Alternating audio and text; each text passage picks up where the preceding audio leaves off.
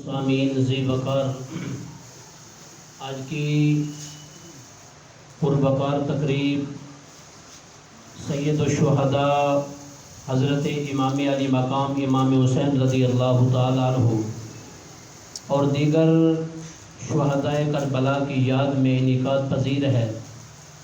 اللہ رب العزت کی بارگاہ میں دعا ہے اس محفل پاک کو اپنی بارگاہ میں قبول فرما کر ہماری بخشش کا ذریعہ بنائے، اور اس کے ساتھ ساتھ ہمارے لیے انتہائی خوشی کی بات ہے کہ آج کی ہماری اس محفل پاک میں سید السادات فخر السادات حضرت علامہ مولانا پیر طریقت سید امیر حسین شاہ صاحب دامت برکاتہ العالیہ اور ان کے ساتھ ان کے بھتیجے سید ہارون حسین شاہ صاحب دامت برکاتہ العالیہ تشریف فرما ہیں۔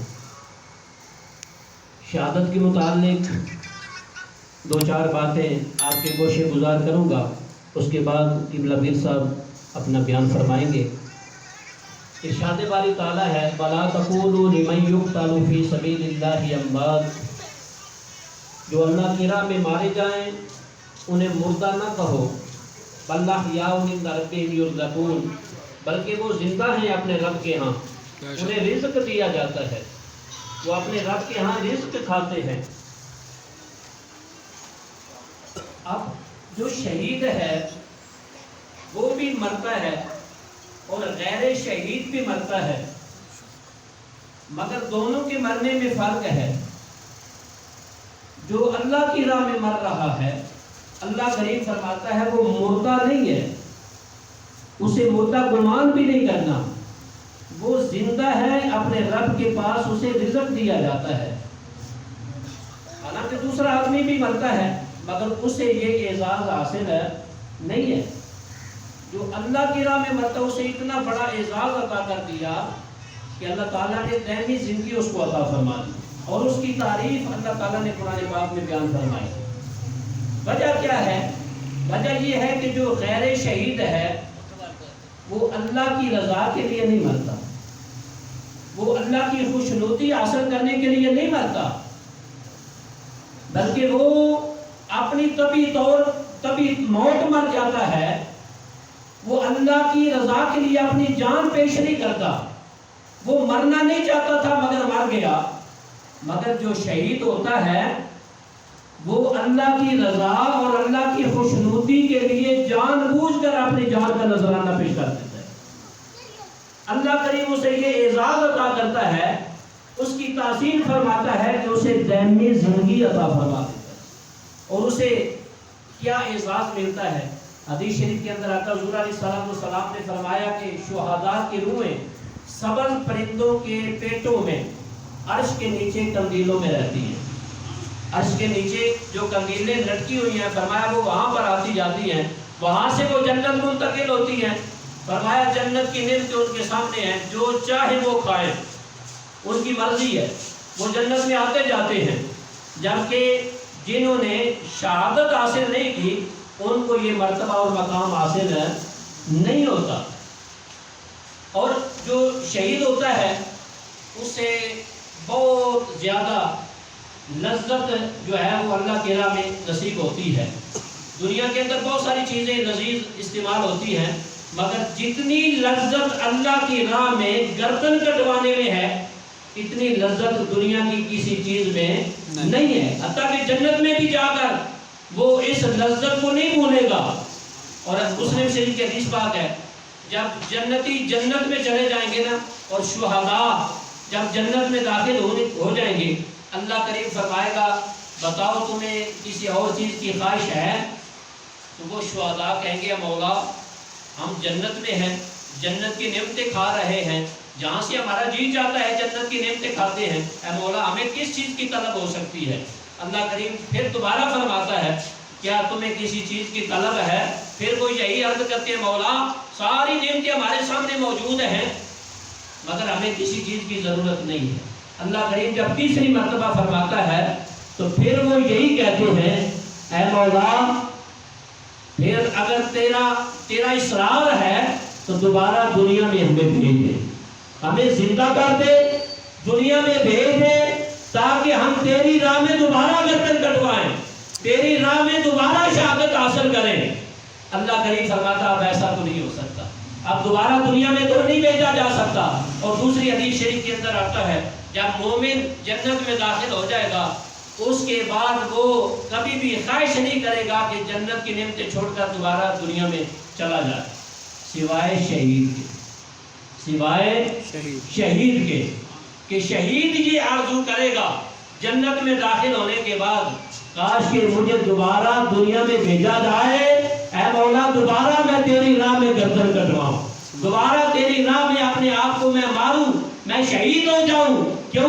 جو لذت مجھے تیری راہ میں گردن کٹوانے میں آئی تھی وہ مجھے یہاں بھی نصیب نہیں۔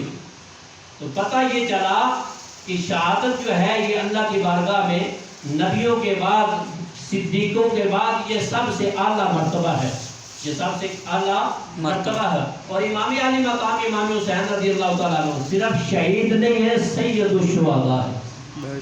قیامت تک آنے والے سارے شہیدوں کے آپ کیا ہیں؟ سردار ہیں۔ جب عام شہید کا یہ مرتبہ اور مقام ہے کہ وہ عرش کی نیچے قندیل کے اندر ان کا مقام ہے، تو جو سید الشہداء ہیں آپ سمجھے کہ ان کا کتنا مرتبہ بلند ہوگا، کتنا مقام بلند ہوگا۔ تو یہ امام حسین رضی اللہ تعالی عنہ کی شہادت ہے۔ اور اس کے علاوہ حضرت امام علی مقام امام حسین رضی اللہ تعالی عنہ نے اتنی بڑی قربانی اسلام کی خاطر دی ہے، ورنہ آپ مدینہ شریف میں بیٹھے رہتے تو کسی چیز کی کمی نہیں تھی، مگر نظام مصطفیٰ کے نفاذ کے لیے امام علی مقام نے اتنی بڑی قربانی پیش فرما دی، اپنا سارا خاندان قربان کر دیا، اپنی اولاد کو قربان کر دیا، حتیٰ کہ اپنی جان کا نذرانہ بھی پیش کر دیا۔ تو ہمیں آپ کی شہادت سے یہ سبق سیکھنا چاہیے، یہ سبق حاصل کرنا چاہیے کہ جب نظام مصطفیٰ کا نفاذ کی بات آئے اس وقت یزیدی کردار کے ساتھ کھڑے ہونے کی بجائے جو امام حسین رضی اللہ تعالیٰ عنہ کا کردار ہے وہ ادا کیا جائے، وہ کردار ادا کیا جائے۔ ہم سمجھتے ہیں کہ شاید 2-4 دیگیں پکانے کے بعد ہم نے حق حسین ادا کر دیا، ایسی بات نہیں ہے۔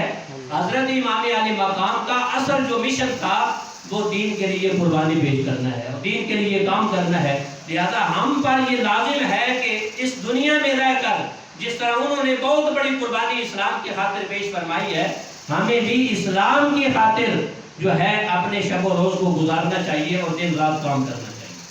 اور آپ نے وہ نماز جس کی لوگوں کے نزدیک کوئی پرواہ نہیں ہے، ختم درود ہو ولیمہ ہو تو ہم وہاں پر چلے جاتے ہیں اور اس کی خاطر 2-4 گھنٹے بھی بیٹھنا گوارا کرتے ہیں، مگر نماز کی خاطر ہم مسجد میں جانے کے لیے تیار نہیں ہوتے۔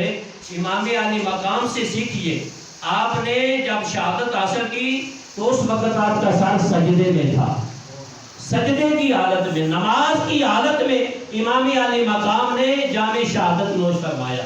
کسی نے کیا خوب کہا، لاکھوں سجدے کیے، لاکھوں سجدے کیے، پر تیرے سجدے کا عجیب انداز ہے، اے حسین تو نے وہ سجدہ کیا جس پہ خدا کو ناز ہے، جس پہ خدا کو ناز ہے۔ تو امام علی مقام نے قیامت والے دن جب سامنا ہوگا اگر آپ نے یہ سوال کر دیا کہ میں نے تو میدان جنگ کے اندر اور مقام خوف میں جب دشمنوں کے تیر اور نیزے مجھ پر چل رہے تھے اور میرے جسم سے خون بہہ رہا تھا اور 72 سے زائد میرے جسم میں نیزے اور جو تلواریں تھی ان کے زخم موجود تھے، تو اس کے باوجود میں نے نماز کو قضا نہیں کیا، میں نے نماز کو قضا نہیں کیا۔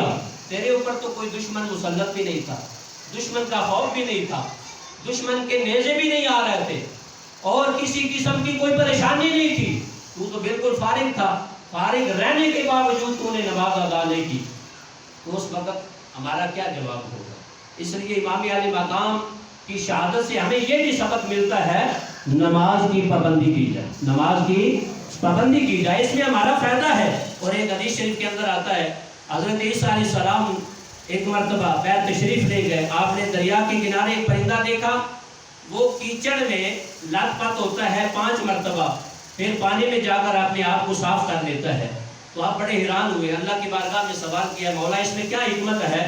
اللہ کریم نے فرمایا اس کی مثال میرے محبوب کی امت ہے، میرے محبوب کی امت ہے کہ وہ گناہوں میں لت پت ہو جائیں گے، جب دن میں 5 مرتبہ نماز کی پابندی کریں گے، نماز ادا کریں گے، ان کے گناہ اسی طرح صاف ہو جائیں گے جس طرح اس پرندے کی میل کچیل پانی سے صاف ہو جاتی ہے۔ سبحان اللہ۔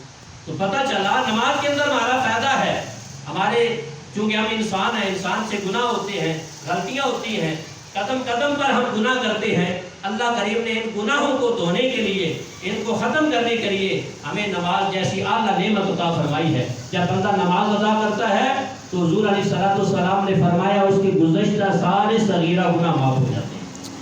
تو جو بندہ 5 وقتی نماز ادا کرتا ہے اس کے زندگی کے جو گزشتہ گناہ ہوتے ہیں صغیرہ وہ سارے کے سارے کیا ہوتے رہتے ہیں؟ ختم ہوتے رہتے ہیں، مگر جو نماز نہیں پڑھتا اس کے سارے گناہ جمع ہوتے رہتے ہیں۔ اس لیے امام علی مقام امام حسین رضی اللہ تعالیٰ عنہ نے یہ سبق دیا ہے کہ کسی حالت میں بھی نماز کو ترک نہ کیا جائے، نماز کو نہ چھوڑا جائے۔ ان اعلیٰ ہستیوں نے نماز کے لیے، دین اسلام کے لیے اتنی بڑی قربانیاں دی ہیں۔